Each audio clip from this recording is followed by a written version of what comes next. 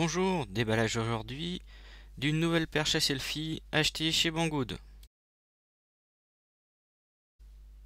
Comme d'habitude, l'emballage est relativement sommaire. Regardons à l'intérieur pour voir si tout est entier.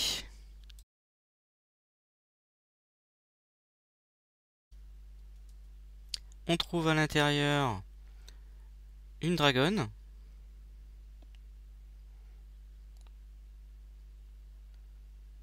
un adaptateur pour téléphone portable,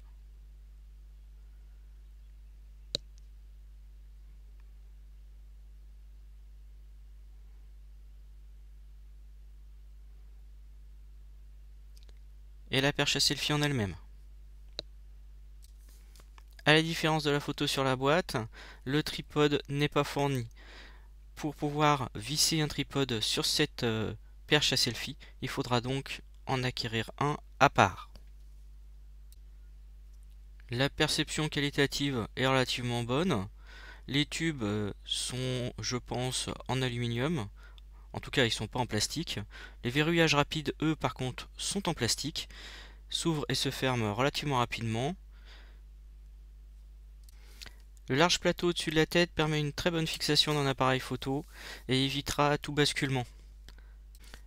Le basculement de la tête est cranté, ce qui permet d'avoir une bonne tenue d'un appareil photo un peu lourd, puisque parfois, même en serrant au maximum, on arrive à avoir une bascule de la tête lors de chocs. Là, avec l'écran, je pense qu'on devrait avoir normalement une bonne tenue de l'appareil photo sur la tête. La prise en main est bonne et la perche semble relativement légère, on vérifiera ça tout à l'heure. La poignée est en plastique et au bout de la perche on va retrouver un filetage 1/4 de pouce qui nous permettra de fixer cette perche à selfie sur n'importe quel trépied. L'embase de la perche est bien plat, ce qui lui apportera une bonne stabilité sur le trépied. Ce point est important parce que souvent, soit l'embase est trop faible et donc génère du mouvement au niveau du trépied, soit on retrouve l'attache de la dragonne à cet endroit-là, ce qui vient complètement déséquilibrer l'ensemble. Le tripode n'est pas fourni, mais moi j'en avais un, donc on peut en monter un dessus. Le tripode pour moi est très important avec la perche à selfie de cette taille-là, puisqu'il va nous permettre ensuite, en déployant la perche dans son intégralité, de se prendre en photo n'importe où en n'ayant aucun support. La pince à smartphone qui est fournie permet de rentrer un smartphone jusqu'à 8 cm de large maximum. Le ressort étant complètement déployé à 8 cm, je déconseillerais cette pince au smartphone qui frise les 8 cm, car la pression sur le téléphone est vraiment importante. La pince est parfaitement adaptée à mon iPhone 7.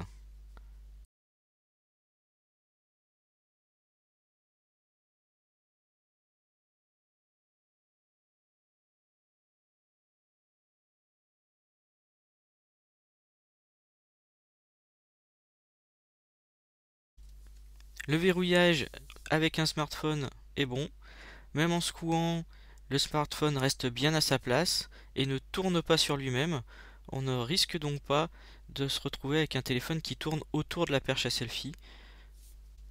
Entièrement déployée, la perche manque de rigidité. On a de la souplesse au niveau des raccords. Bon là je le secoue vraiment, mais on se rend compte là du manque de rigidité de la perche. Il faudra vraiment le prendre en compte. On va en profiter pour vérifier la taille de la perche. Le constructeur nous annonçait 120 cm. Donc la perche après vérification fait bien 120 cm.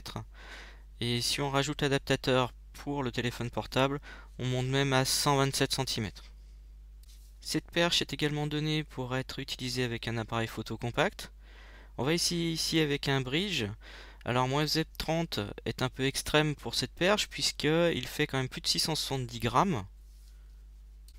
Entièrement déployée, la perche à selfie supporte les 670 grammes du bridge. On sent par contre qu'elle est un peu limite dans cet exercice et qu'elle supportera pas beaucoup plus. De toute façon, Avec 1,20 m de perche, on a un effet de levier sur le poignet et sur le bras qui est important, ce qui peut générer des tremblements et donc des problèmes de prise de vue. On n'ira donc pas au-delà. Cette perche est faite pour des compacts beaucoup plus légers et là, tout devrait bien se passer. Malgré ce point important, on peut constater que la tête est bien verrouillée et ne bouge pas, et ça c'est vraiment un bon point. Avec une action cam très légère, la perche est juste parfaite. Les verrouillages tiennent très bien et on n'a plus ces problématiques de souplesse de la perche telles qu'on pouvait les avoir avec le smartphone ou le bridge.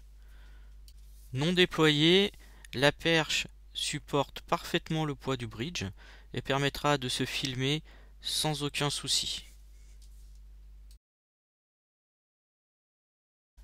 La perche ne tourne pas, le verrouillage de la tête est bon et même avec le poids du bridge, tout tient très bien en main. Qui dit perche à selfie dit balade, et en balade, plus on est léger, mieux on est. Le poids affiché est tout à fait correct avec 224 grammes. On regrettera l'encombrement, mais on ne peut pas avoir une grande perche et un petit encombrement. On a ici 3 éléments.